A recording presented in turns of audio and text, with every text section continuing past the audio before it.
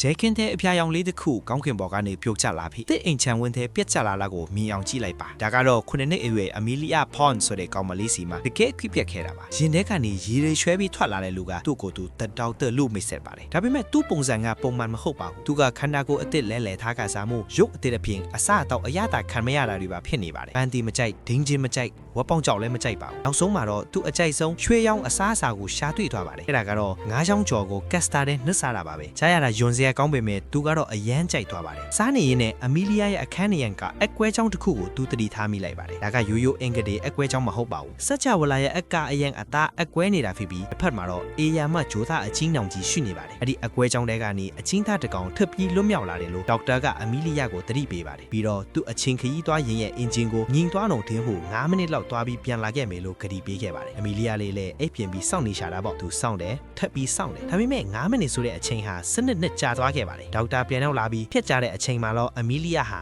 အေမီခက်နေပါပြီသူအရွယ်ရောက်လာတယ်လို့ဒေါတာလည်းထွက်နေပါတယ်ဒေါက်တာကိုလည်းသူ့ကိုထားခဲ့တဲ့စိတ်ကူးရဖန်ရချင်းလိုပဲထင်းနေတော့တာပေါ့ဒါပေမဲ့သူတို့ညှင်းခုန်ဖို့အချိန်မရှိပါဘူး Prisoner 0လို့ခေါ်တဲ့ဂျိုသားအချင်းသားဟာအေမီရဲ့အိမ်ထဲမှာပုန်းနေတာ12နှစ်တောင်ရှိနေပါပြီအခုတော့ Address C လို့ခေါ်တဲ့အာကာသရဲတပ်ဖွဲ့ရောက်လာပြီးအဲ့ဒီအချင်းသားကိုဖမ်းဖို့လုပ်နေကြပါပြီသူတို့ရဲ့အစီအစဉ်ကတော့အချင်းသားတစ်ကောင်ကိုတတ်ဖို့အတွက်လူသားမျိုးနဲ့တစ်ခုလုံးကိုပြကြအထိမီးရှို့ပစ်ဖို့ပါပဲကဘာကြီးမီးလောင်တိုက်သွင်းမခံခင်ကဲတင်ဖို့ဒေါက်တာမှမိနစ်20ပဲအချိန်ရတော့ပါတယ်သူမှ TARDIS ရင်မရှိ Sonic Screwdriver လည်းမရှိအဝတ်အစားတွေကလည်းစုပ်ပြတ်နေပါတယ် Prisoner 0ဟာပုံတရန်အမျိုးမျိုးပြောင်းနိုင်တဲ့အကောင်ဖွင့်မှန်ဒေါက်တာသိလိုက်ပါတယ်သူကဘဲသူပုံစံဆိုယူနိုင်ပါတယ်ဒါကြောင့်ဒေါက်တာကကွန်ပျူတာ virus ကိုတုံးပြီးကမ္ဘာခေါင်းဆောင်လေးရဲ့အစီအဝေးအတုကိုထုတ်လွှင့်လိုက်ပြီးထောင်ချောက်ဆင်းလိုက်ပါတယ်ဒါမှအချင်းသားကပုံစံအမှန်ထုတ်ပြလာမှအာကာသရဲတွေခြေရခံပြီးမှဖြစ်ပါတယ်အချင်းသားကိုဖမ်းမိသွားတဲ့အခါဒေါက်တာကအာကာသရဲတွေကိုပြန်ခေါ်ပြီးစူတော့ပါတယ်ဒီအချိန်ကတော့သူဘယ်လိုလဲဆိုတာကိုပြသတဲ့အချိန်ဒီရာဇဝင်ကိုပြန်ကြည့်ခိုင်းသူရဲ့အရင်ဘဝဟောင်းပုံရိပ်တွေထဲကနေရှော့ပါလာရန်သူတွေကိုတုံးလို့သွားစေတဲ့စကားကိုပြောလိုက်တ